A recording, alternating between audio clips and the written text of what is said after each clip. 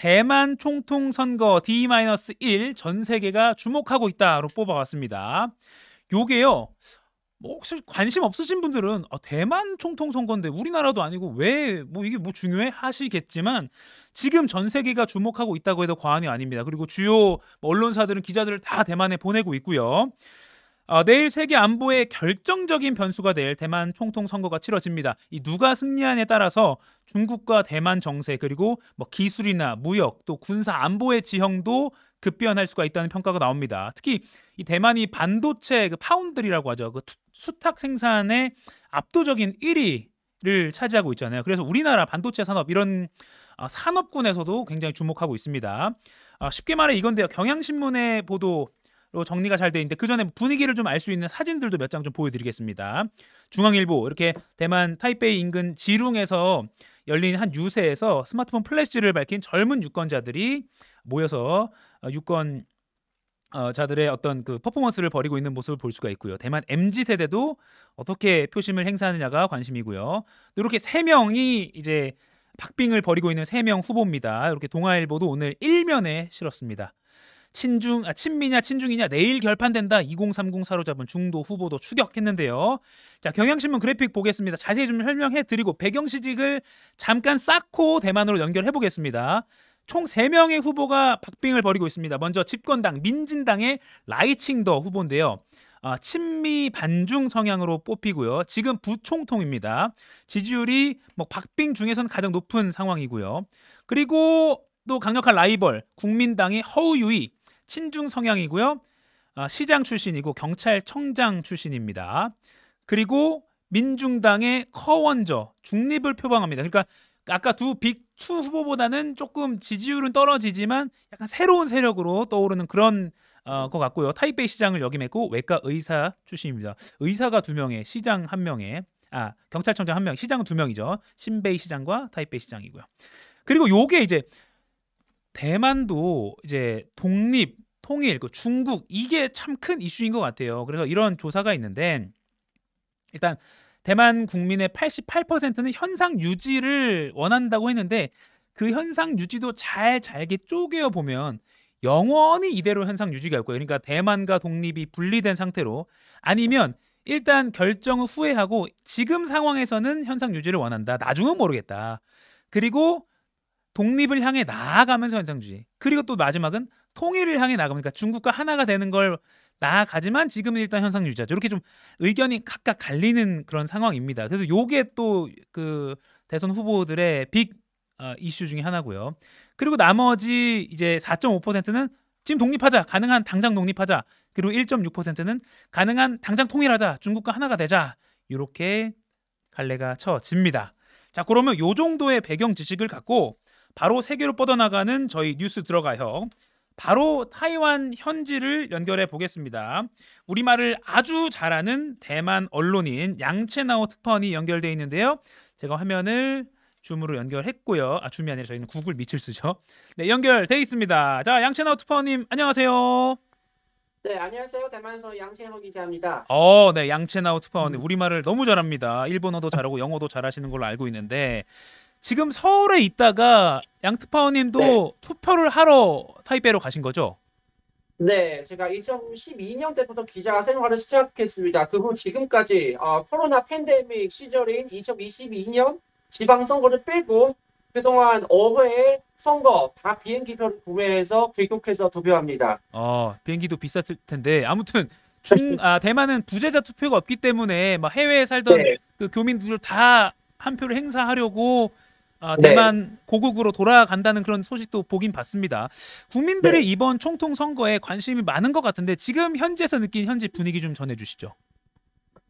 분위기는 솔직히 말씀드리자면 네. 2016년과 2020년 대선보다 좀 차가워요. 사실 한국보다는 여전히 한국과 비교하면 대만이 여전히 뜨거운데 사실 우리나라 과거와 비교하면 열정이 조금 떨어졌습니다. 네. 2016년 대선 때 그때 이가엽 앵커님께서 그때 타이페이에서 취재하셨잖아요. 맞아요. 그때는 뭐 지금 쯔일 총통이 사태가 당선됐을 때, 네네. 네네 그때 쯔일 사태가 있었잖아요. 네, 그리고 2020년 대선 때 그때 홍콩 반정부 민주화 시위가 있었거든요. 예. 근데 이번에는 옛날과 같은 그런 급박한 사건이나 상황이 없기 때문에 아하. 사실 열정이 조금 떨어졌다고 생각합니다. 아, 그러니까 우리나라 국민들이 우리 대선에 관심 갖는 정도보다는 기본적으로는 높지만 대만의 네, 역사적으로 2016년, 2020년에 비교했을 때는 이번 네, 대선은 어떤 큰 사건이나 이런 건 없었기 때문에 조금 네, 예전보다는 약간은 냉랭한 분위기다. 그래도 기본적으로는 네, 뜨겁다. 네, 앞서 저희가 경향신문 그래픽으로 새 후보의 일단 기본적인 배경 지식은 쌓았어요. 민진당 현재 여당, 그리고 국민당 현재 제1야당. 그러니까 민진당은 독립 성향이고 그다음 제1야당 음, 국민당은 친중 성향이고 그리고 민중당 제2야당 후보도 박빙 중에 한 명으로 꼽히고요. 지지율이 박빙인데 새 후보가 대만 현지의 최신 데이터에 따르면 지금 어떻게 좀 판세가 예측됩니까? 우리 양특파원님의 감을 믿어보겠습니다. 네. 네. 사실 대만 법률을 따라서 선거 마지막 열흘 동안 여론조사를 실시할 수 있는데 검표와 토론은 금지됩니다. 한국과 똑같죠. 네, 그러네요. 그래서 출제에 대해서 제가 말씀드릴 수가 없고요. 다만 저도 계속 취재하고 알아보니까 민진당, 국민당 관계자와 같이 계속 대화를 해보니까 만약에 충격적인 상황 혹은 놀라운 일이 없으면 현재 여당이 민주진보당, 민진당의 라이칭더 후보가 이길 가능성이 큽니다. 아, 그렇지만 대만에서 대선과 총선 같은 날 실시되는데 총선에서는 민진당이 현재 과반 의석수를 잃을 가능성이 큽니다. 현재 국회의원 입법원은 113석이 있습니다. 여당 민진당은 지금 61석, 야당 국민당은 38석, 제3세력인 대만 민주당은 5석을 보유하고 있습니다. 네. 토요일 선거는 민진당은 10석부터 15석, 10석, 15석 정도 잃고 3개 주요 정당 어느 정당이 과반되지 않을 거다 이런 예측이 지배적입니다. 그래서 대선과 총선의 예상 판세를 종합해보면 여소야대가 될 가능성이 매우 높습니다. 아, 그러니까 의회는 여소야대가 될 것이고, 하지만 총통은 큰 이벤트가 앞으로 없다면 지금 집권 여당인 민진당 후보가 그대로, 그러니까 정권 교체 없이 그대로 네, 바통을 이어받을 것 같다라는 거군요. 그런데 이제 큰 사건이라 네, 한다면 만약에 막 중국이 갑자기 막 대만 해협으로 뭐 어떤 무슨 훈련을 하거나 그러면은 대만 국민들도 이거 뭐야 하면서 중국과 신중으로 가야 되나? 뭐 이런 식으로 여론이 움직일 수 있으니까 뭐 그런 식의 어떤 시나리오는 여러 가지가 있겠지만 이런 이벤트가 없다면 일단은 네. 민진당 지금 그대로 갈 수가 있을 것 같다라고 조심스럽게 옛날에 예측을. 좀 무서운 이벤트, 무서운 도발 사건이 있었거든요. 네, 2004년 그때 선거 마지막 날에 그때 민진당의 첸쉐비엔 후보, 당시 네. 총통이에요. 이성이 더정한 첸쉐비엔 후보 총을 맞았어요. 어, 그런 일이 있었거든요. 네. 예. 아, 네, 총에 맞은 그래서 일이 있었군요. 네네네. 천수이벤 그래서 후보가 제가 당시에. 얘기한 거는 충격적인 상황 그런 거예요. 네, 음, 그걸 약간 민심이 약전할 수 있는, 약전될 수 있는 그런 요소가 될 수 있어서. 네. 근데 만약에 없으면 아마 지금 라이칭 여당 후보가 당선의 확률이 좀 높아 보입니다. 라이징더 후보, 라이징더 이름을 원어민의 발음으로 들으니까 되게 멋있네요. 라이징더. 아, 네, 알겠습니다. 그리고 양완 관계라 하죠. 그러니까 중국과 대만 관계에 관심이 가장 많이 가고 있습니다. 그러니까 네, 중국은 이제 민진당 아까 라이징더 후보와 러닝메이트인 그 샤오메이친 부총통 후보인가. 그러니까 이 네, 대만 총통 선거는 총통과 부총통이 러닝메이트로 네, 하니까 네, 그 조합을 가장 위험한 조합이라고 평가하면서 굉장히 경계하고 있는 그런 모습입니다. 그런데 아까 말씀하신 네, 대로 지금은 가장 유력한 당선 유력한 후보고요. 그러면 네. 이 라이징도 후보, 그러니까 중국과 가장 척지고 있는 요 후보가 당선이 된다면 중국과 대만 양안 관계는 어떤 영향을 미치게 될까요? 사실 중국이 제일 보고 싶지 않은 것은 바로 민진당 후보의 당선입니다. 네, 왜냐면 민진당은 약간 중국과의 거리를 좀 둔다. 그리고 미국이랑 더 가깝다. 이렇게 지내고 싶잖아요. 네, 그래서 이런 상황이 된다면 선거가 끝난 일요일부터 5월 20일 취임 때까지 또 취임 이후에도 중국이 새로운 군사 훈련이나 미사일 발사 등 이런 움직임이 있을 것으로 보입니다. 저 아, 민진당 정권한테 경고망동하지 말라고 아하. 베이징 정권에서 이런 경고 메시지를 보내고 위협의 수준이 점점 높아지겠다고 이렇게 예상이 됩니다. 빠르면 당선 바로 다음 날인 일요일부터도 뭔가 중국이 군사적으로 경고를 줄 수도 있다라는 예측이시군요. 네. 지금 유튜브 댓글로 최준용님이 한국말 개 잘하네. 개 잘하네가 뭡니까? 칭찬하시는데 그냥 잘하네로 하시죠. 네, 최준용님 어쨌든 칭찬 감사드리고요. 감사합니다. 자, 대만 밖에 있는 우리나라나 뭐 일본, 미국 이런 언론들도 사실 이번 대만 총통 선거 정말 관심이 많습니다. 근데 이 외신들의 시선은 뭐 미중 갈등의 대리전이다, 아니면 뭐 양안 관계 그 자체에 이제 굉장한 관심이 쏠려 있는 건데, 실제 대만 국민들, 아까 뭐 MZ 세대도 얘기했지만 대만 국민들 입장에서는 어떤 게 가장 이번 대선에서 큰 이슈인가요?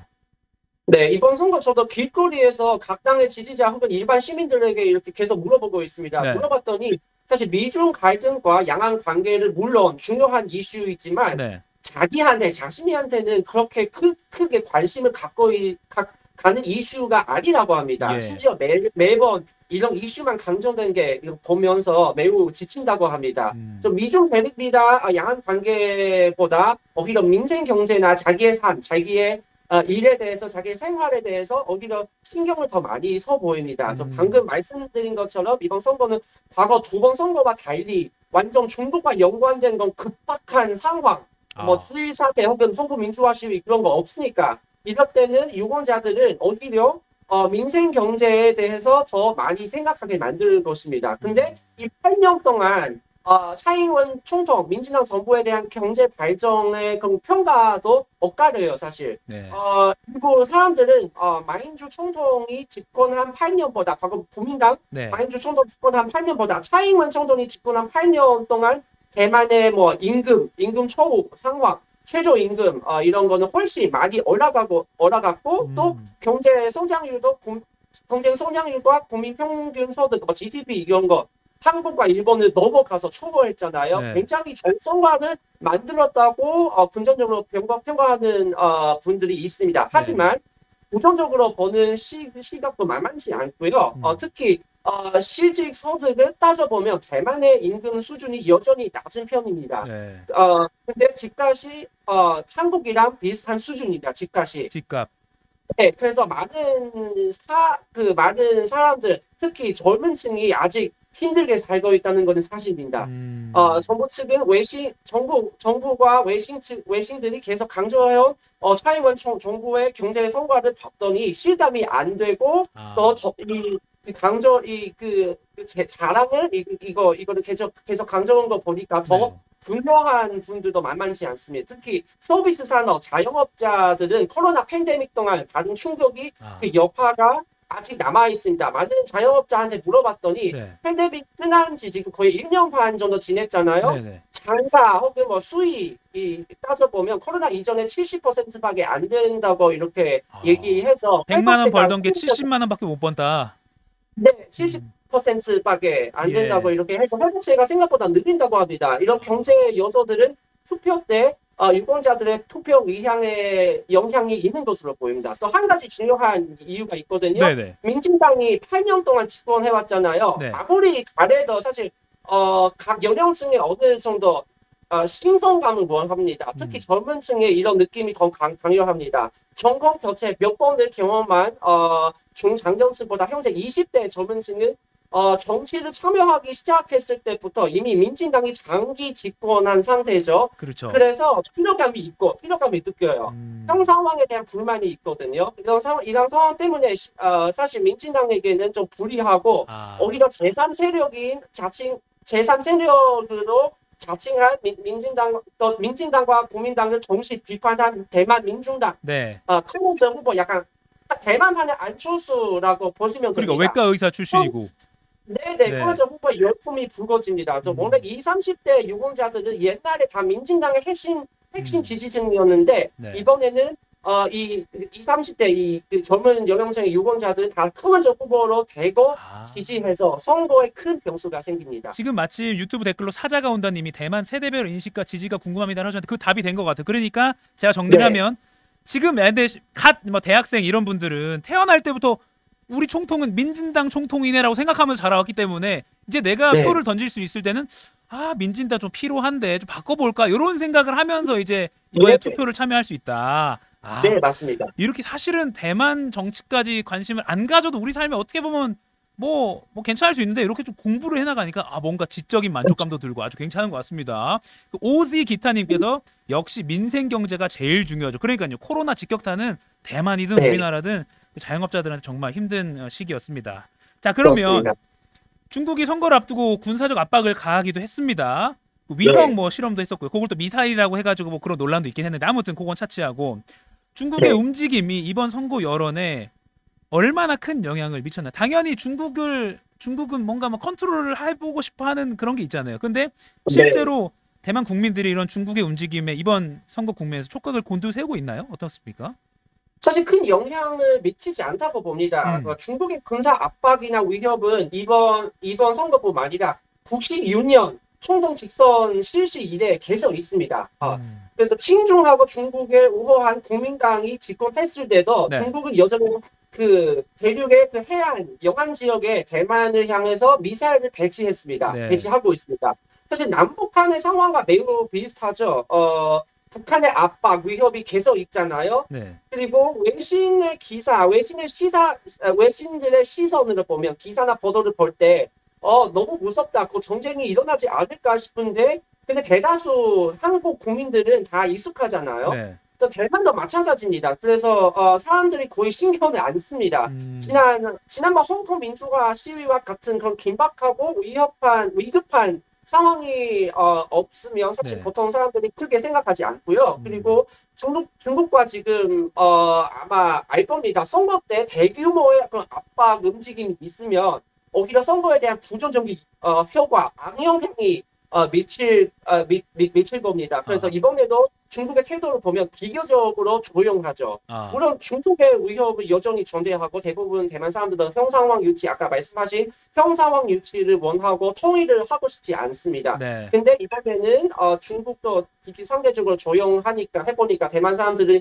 이거에 대해서 관심이 그렇게 크게 갖고 있지 않습니다. 네, 지금 중국이 예전에 비해서는 크게 막 군사 도발을 하는 것도 없고 그러다 네, 보니까 예전에 비해서는 중국의 관심은 떨어지긴 한데 기본적으로는 당연히 갖고 있지만 그렇게 정리를 네. 할게요. 지금 황태용님 유튜브로 댓글로 한국에 기화하십시오. 무슨 말입니까? 지금 투표하러 지금 타이페이 고국 가신 분한테 현실 도피님 저도 환영합니다. GSN이 한국 기화 환영. 대만 사랑하시는 분인데 아무리 우리나라를 좋아하는 양채나오 특파원님이어도 기화는 본인 판단이고요. 마지막 질문 드릴게요. 대만 네. 총통 선거 결과가 이제 뭐 토요일이나 일요일 새벽에 나오겠죠. 늦으면 네네. 우리나라 한국에는 어떤 영향을 미치게 될지 짧게 좀 정리해 주세요.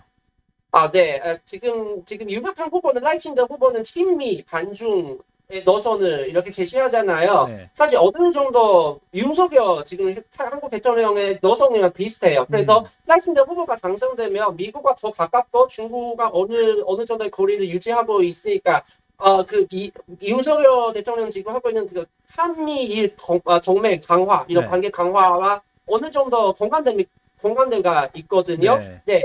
그래서 앞으로 이것 때문에 윤석열 대통령의 그 외교의 그런 방향성에 조금 더 힘이 실리지 않을까 이렇게 생각하고 있습니다. 네. 지금 집권 여당인 민진당 후보가 예측대로 당선이 된다면 윤석열 정부의 외교와는 거의 비슷한 방향이니까 네, 외교에 더 힘이 실릴 것이다. 이렇게 정리하겠습니다. 네. 양트파오님 대단히 감사합니다를 어떻게 말해요? 중국어 하나 알고 싶어서. 非常感谢. 非常感谢 예, 비상 감사라고요. 비상 감사.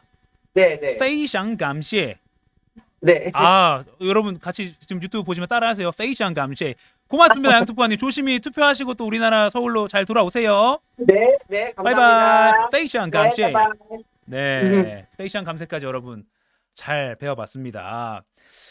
그러니까 이게 사실은 우리나라 신문만 보면 그냥 뭐 이번 투표가 뭐 중국과 뭐 미국과 두 선택지 중에 선택하는 투표다 이런 식으로 막 많이 많았는데 자세히 들여다보면 중국 젊은이들은 실제로는 민생에도 주목하고 있고 이러한 어떤 재밌는 실제 상황을 들어봤습니다. 좋았습니다.